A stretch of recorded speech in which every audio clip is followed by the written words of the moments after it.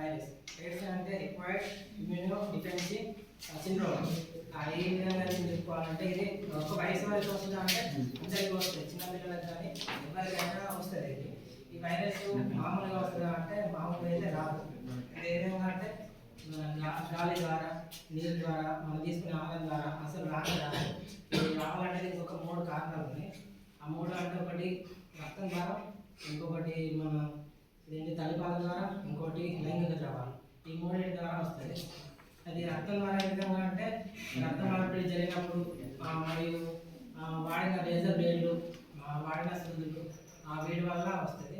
ఇంకోటి ఏంటంటే తల్లిపాలలో ఏ విధంగా అంటే గర్భంలో తల్లి ఒక బాబు ఉన్నప్పుడు అప్పుడు కానీ లేదా మన డెలివరీ సైడ్లో కానీ తల్లి ఇచ్చే పాల ద్వారా కానీ ఫీడింగ్ అప్పుడు సోకే అవకాశం ఉంది. ఇంకోటి 3వది ఏంటంటే లైంగిక ద్రవాలు. లైంగిక ద్రవాలు అంటే ఇంకా మనకు మంచి ద్రవాలు